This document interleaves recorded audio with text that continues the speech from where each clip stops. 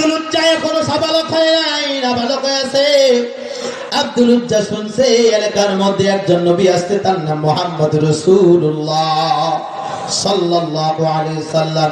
আব্দুল উজ্জার আব্বাজান মারা গেছে। আব্দুল উজ্জা চাচার বাড়িতে লালিত পালিত হয়, মা চাচার বাড়িতে থাকে, চাচার বাড়িতে বড় হয়। চুপে চুপে পয়গম্বরের বাড়ি যায়, পয়গম্বর সাহাবে আজমাইনদেরকে তালিম দেয়, তারবিয়াত দেয়। আর আব্দুল উজ্জা শুনে, আর আব্দুল উজ্জার কলিজার মধ্যে ইসলামের ভালোবাসা মহব্বত তৈরি হয়। আব্দুল উজ্জা মনে মনে চিন্তা করে, পয়গম্বরের হাত ধরিয়া কালিমা পড়িয়া মুসলমান হয়ে যাব। আল্লাহু আকবার। এবার আব্দুল উজ্জা চিন্তা করে, কেমনে মুসলমান হয়ে আমি চাচার বাড়িতে খাই, চাচার অমুসলিম যদি বের করে দেয়। পয়গম্বরের কাছে যায়, বলে নবী আমার, আমি আব্দুল উজ্জা কালিমা পড়ে মুসলমান হতে চাই, কিন্তু আমি তো আমার চাচার বাড়ি খাই, আমার চাচা অমুসলিম, আমার চাচা কাফের, আপনার নাম শুনতে পারে না। যদি আমি কালিমা পড়ি আপনাকে আমাকে বাড়ি থেকে বের করে দিবে। নবী ডাক দিয়ে বলে, আব্দুল উজ্জা আস্তে আস্তে বড় হও, একদিন আমার হাতে কালিমা পড়বা, আমি তোমার কালিমা পড়াইয়া মুসলমান বানাই দিব। আব্দুল উজ্জা দিন যাইতে যাইতে হঠাৎ করে পয়গম্বর মক্কা ছেড়ে মদিনায় চলে গেলেন।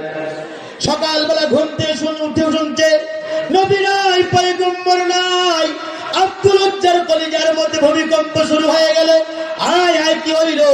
নবী আমার নাই, আমার নবীর হাতে আর কালিমা পড়া হইল না।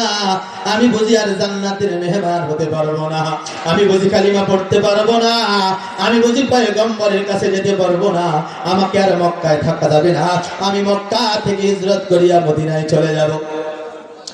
সকালবেলা চাচারে দেখতে বলে, চাচা আমি নবীর কাছে কালিমা পড়ে মুসলমান হয়ে গেছি রে চাচা, আমি আর মক্কায় থাকতে চাই না চাচা, আমি মক্কা ত্যাগ করে মদিনায় যেতে চাই। আব্দুল উজ্জার চাচা ডাক দিয়ে বলে, আব্দুল উজ্জারি, যদি আমার নবীর কাছে যেতে চাও, মুহাম্মাদের দরবারে যদি যেতে চাও, ও আব্দুল উজ্জা, তুমি আমার সম্পদ থেকে বিন্দু মাত্র সম্পদ পাবে না, তোমার স্থাবর অস্থাবর সব সম্পদ লিখে দিয়ে দিতে হবে। আব্দুল উজ্জা বলে, চাচা জীবন কেন, সম্পদ কেন, জীবন দিতে পারি, ঈমান দিতে পারি না। আল্লাহু আকবার। আব্দুল উজ্জা চাচার সব সম্পদ চাচার নামে লিখে দিলেন।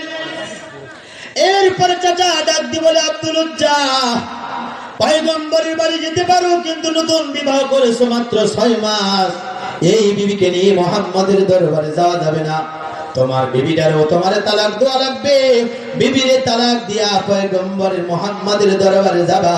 আব্দুল উজ্জা বলে, চাচা বিবিরও তালাক দিতে রাজি, ঈমান দিতে রাজি না। আব্দুল উজ্জা বিবিরে তালাক দিল। যুবক ভাই, ও বর্তনীর ভাইরা, বর্তনীর বাবারা, আজ কাদিয়ারীরা আমার তাদের টাকা দিয়ে পয়সা দিয়ে আমাদের ঈমান বিক্রি, ঈমান কিনে নিতেছে। আর আমি আব্দুল করিম, আব্দুল সাত্তার একটা লুঙ্গির জন্য, টাকার জন্য, পয়সার জন্য, একটা ঈদের সময় সেমাই মুড়ির জন্য, 10 কেজি গোস্তের জন্য কাদিয়ানীদের কাছে আমরা ঈমান বিক্রি করে দিতেছি। ঠিক কিনা জোরে বলেন, ঠিক কিনা জোরে বলেন। শুধু কাদিয়ানীদের কাছে ঈমান বিক্রি করে না, ভোটের সময় তাতে ভোট বিক্রি করে। আপনি ভোট বিক্রি করো, ঈমান বিক্রি করা। ভোট দিতে আসছে 10,000 2,000 500 টাকা দিয়া গেটের দরজা ভোটের সময় খুলে রাখে। দরজা খোলা কেন? চেয়ারম্যান সাহেব, মেম্বার সাহেব, এমপি সাহেব, আমার বাড়িতে 5টা ভোট আছে, 5 ভোটের বিনিময়ে 2500 টাকা দেওয়া লাগবে। আছে না নাই? তাহলে এই রাস্তা কাঁচা হইবে না তো পাকা হইবে মনে করছেন?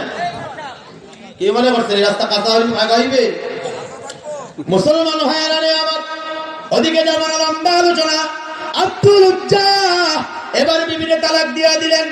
এবার সব ছাড়িয়া চাচা ডাক দিয়ে বলে, আব্দুল উজ্জা, মুহাম্মাদের বাড়ি যাবা, কিন্তু তোমার শরীরে যে কাপড়গুলি পরা আছে, এই কাপড়গুলি আমার টাকায় কেনা, এই টাকাকে কাপড়গুলি আমার খুলে দিতে হবে।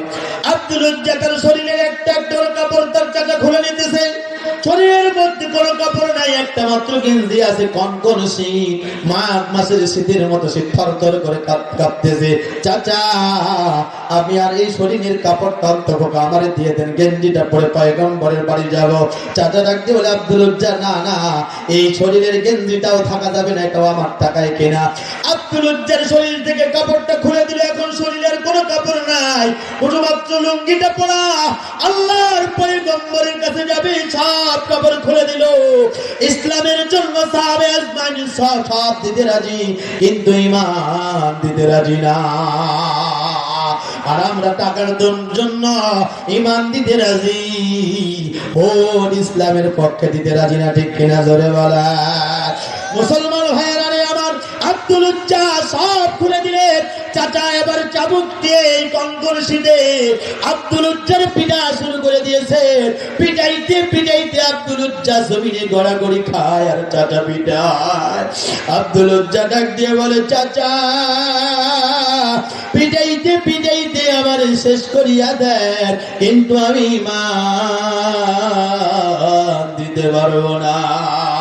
আব্দুল উজ্জার পায়ের তালা থেকে মাথার চান্দি পর্যন্ত এমন কোন জায়গা নাই আব্দুল উজ্জার শরীর থেকে পানি পর রক্ত পড়ে না, পুরা শরীর রক্তে রঞ্জিত লাল হয়ে গেল। এবার বলে আব্দুল উজ্জা, চাচা ডাক দিয়ে বলে, ইমান সাহেব। আব্দুল উজ্জা ডাক দিয়ে বলে, চাচা রক্ত মাখা শরীর নেই তোমার কাছে বলতেছে গো চাচা, আমি আমার নবীর বাড়ি যাব, জীবন দিয়ে দিব, ঈমান দিতে পারবো না। এবার ডাক দিয়ে বলে, চাচা আব্দুল উজ্জা, তোমার পরনে যে লুঙ্গিটা আছে, লুঙ্গিটা আমার টাকায় কেনা, এই লুঙ্গিটা আমার দেওয়া লাগবে। আব্দুল উজ্জা ডাক দিয়ে বলে, চাচা দেওয়ার মতো কিছু নাই, লুঙ্গিটা বাকি আছে, এটা দিলে আমি কেমনে উলঙ্গ অবস্থায়, আমি যুবক মানুষ মদিনা যাব। চাচার সারে রায়ের পরে আব্দুল উজ্জা দৌড় মারছে। চাচা পিছন পাশ থেকে লুঙ্গি টান বাড়িয়ে ধরছে, লুঙ্গি সিঁড়িয়া আব্দুল উজ্জা উলঙ্গ অবস্থায় লজ্জায় স্থানে হাত দিয়ে ডাকিয়া দৌড়ায়। ও যুবক ভাই, আব্দুল উজ্জা ইসলামের জন্য কি পরিমাণ ত্যাগ করলো, ইসলামের জন্য জীবন দিয়া দিল, শেষ করিয়া দিল। আব্দুল উজ্জার চাচা সব লুঙ্গি খুলে নিলেন, দৌড়ায়, উলঙ্গ হইয়া দৌড়ায়। তিনি দুনিয়াতে কেউ আপন না, আমার মা আপন। বাড়ির পিছন পাশ দিয়ে যায়, আম্মারে ডাক দিয়ে, মা আমি জানি এই বিপদে আমার কেউ আপন না রে, মা এক টুকরা কাপড় আমারে দাও। লিল্লাহি তাকবীর, নারায়ে তাকবীর, নারায়ে তাকবীর। প্রধান বক্তার আগমন, শুভেচ্ছার স্বাগত পঞ্চগড়ের পক্ষ থেকে। মুসলমান ভাইয়েরা রে আমার, আব্দুল উজ্জা বাড়ির পিছন পাল্টে যায়, আম্মা জানতে ডাকতে বলে, মা গো আমি জানি পৃথিবীর মধ্যে আমার আপন বলতে আর কেউ নাই, ও মা আমি নবীর দরবারে যাব, মুহাম্মদ রাসূলুল্লাহর বাড়ি যাব। ওগো আম্মা জান, আমার শরীরে কোনো কাপড় নাই, আপনি এক টুকরা কাপড় আমার দেন গো মা, আমি এক টুকরা কাপড় দিয়ে আমার লজ্জা স্থান ঢাকিয়া আমি আমার নবীর বাড়িতে যাব। আম্মা জান পিছনের দরজা দিয়া এবারে একটা কাপড় দিলেন, ঠিক মানলেন। আব্দুল উজ্জা কাপড়টা ধরিয়া টান মারিয়া সিরিয়া দুইটা ভাগ করলেন, দুইটা ভাগ করিয়া একটা ভাগ শরীরের মধ্যে ঢাকলেন, নিচে লজ্জা স্থান ঢাকলেন, একটা শরীরের উপর দিয়ে ঢাকলেন। এদিকে টানলে হাঁটু ভাগ হয়, এদিকে টানলে আরেক হাঁটু বের হয়ে যায়। এভাবে শরীরের মধ্যে দুই টুকরা কাপড় দিয়া মদিনায় আব্দুল উজ্জা দৌড়ায়। দৌড়াইতে দৌড়াইতে কয়েকদিন চলে যায়, যাইতে যাইতে যাইতে যাইতে যাইতে কনকন শীত।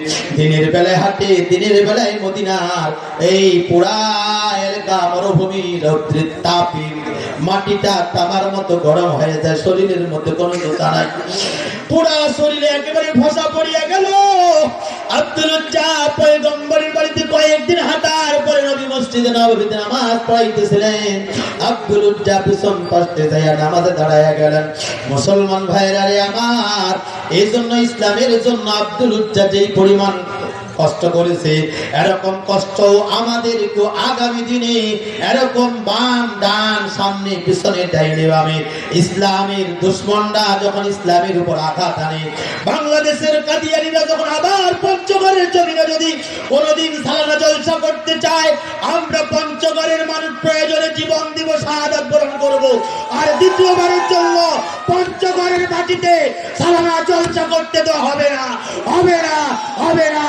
কে রাখি আছেন? লিল্লাহি তাকবীর, লিল্লাহি তাকবীর। আর সালানা জলসা করতে পঞ্চগড়ের জমিনে দেওয়া যাবে না। আপনারা আমরা বলি বাংলাদেশের সরকারকে, বাংলাদেশে হিন্দু আছে, খ্রিস্টান আছে, বৌদ্ধ আছে, ইহুদি আছে, তারা নিজের ধর্ম পালন করে, আমরা কিছুই বলি না। বরং হিন্দুদের মন্দিরে আমরা পাহারা দেই, খ্রিস্টানদের উপাসনা আমরা পাহারা দেই, তাদের অন্য ধর্ম অবলম্বীদের ঘরগুলি আমরা পাহারা দেই, কিন্তু আমরা কাদিয়ানীদেরকে সালানা জলসা করতে কেন দেই না? এরা আমার নবীর নামে আমার নবীকে নবী মানে না। যারা বিশ্ব নবীকে নবী মানবে না, এরা কখনো মুসলমান হতে পারে না। এরা কাফের, এরা কাফের, এরা কাফের। এদেরকে যারা কাফের বলে না, এরাও কি জোরে বলে? এরাও কি জোরে বলে? এজন্য কাদিয়ানীদের সালানা জলসা করতে দেওয়া আগামী দিনে যদি ডাক দেয় আপনাকে কে যাবেন? লিল্লাহি তাকবীর। কাফের, কাফের।